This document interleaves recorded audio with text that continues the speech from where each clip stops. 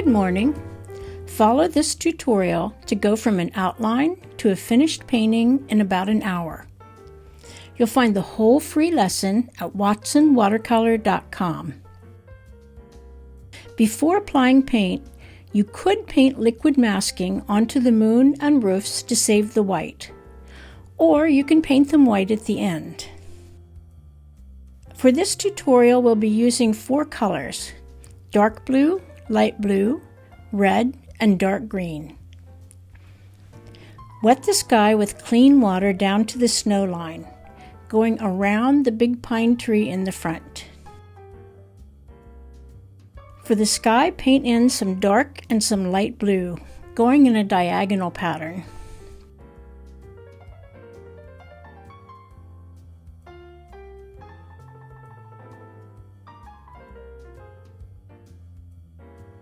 I'm switching to my bigger brush for better results.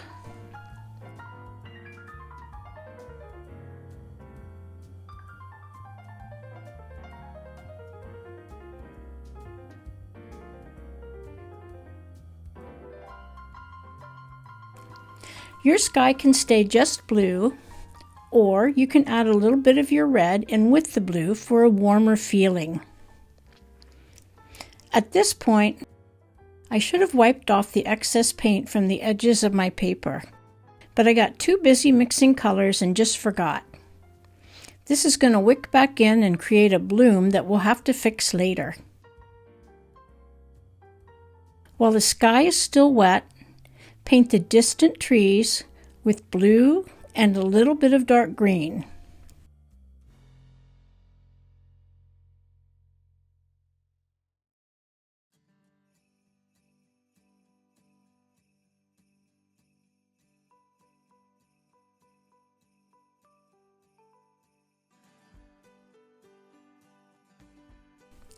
The trees should spread out a bit, but you can still suggest some edges like limbs by pulling it up.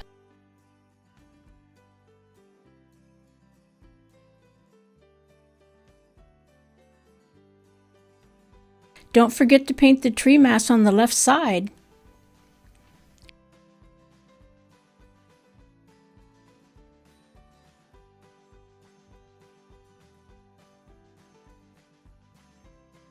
To scratch and bare trees, you can use any sharp edge.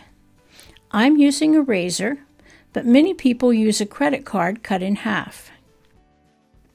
Just a quick scratch, and it will fill in to make a dark, bare tree.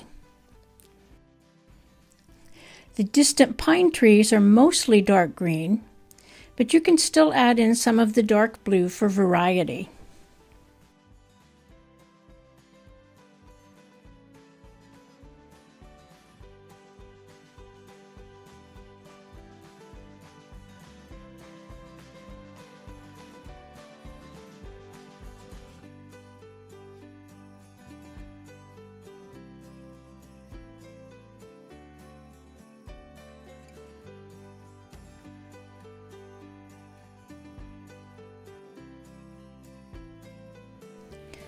I'm putting a small pine tree in front of one of the red barns.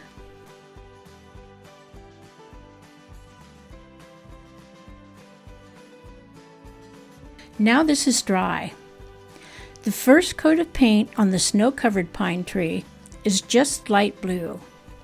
It goes over everything, the snow and the tree.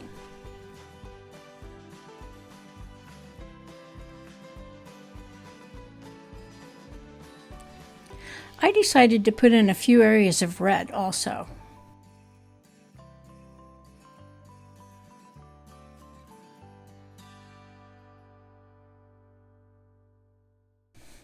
You can also use the red for your distant buildings. If you want to darken the red, add a little bit of your dark green.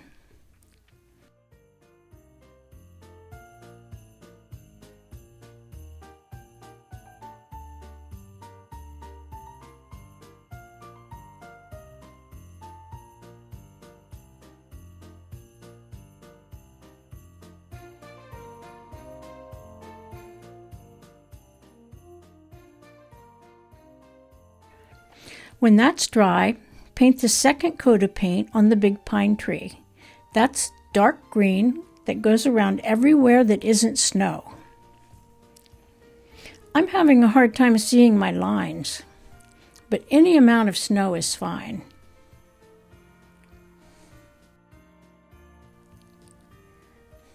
While that dries, wet the foreground with clean water and add some light blue to the bottom 2/3, leaving the area around the buildings just white.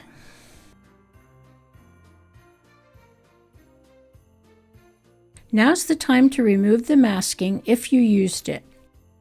Before we add those oh so important finishing touches, I'm going to show you how to fix a bloom. The water around the edges was sucked back into the painting and made this odd dark area at the top. To get rid of that, re-wet the darkest area with clean water and dab some up with a paper towel. Then use your leftover paint to build up the color and value in the lighter area until it looks like it's one smooth blue.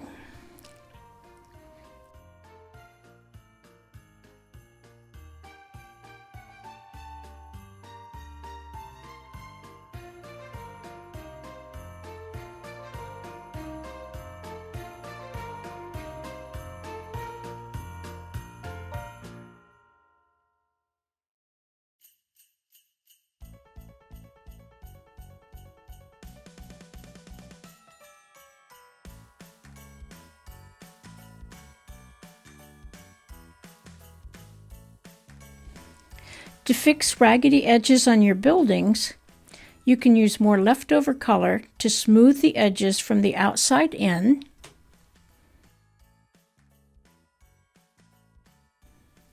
or you can use opaque white to smooth the edges from the inside out.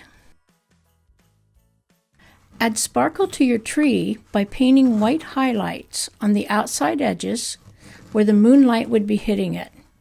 That's mostly on the right, but a little bit on the left also.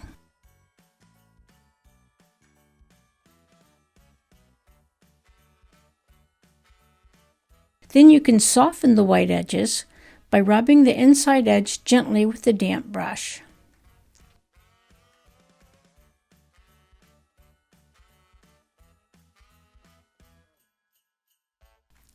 If you want even more realism, add darker areas to your dark green, or you can use a damp brush to rub the top of some of the snow masses and pull some of the dark green in for shading.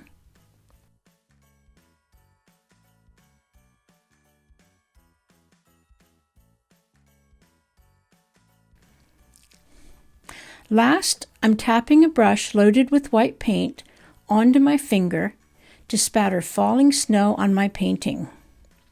And it goes all over my table, so you might want newspaper when you do this. But falling snow does look nice.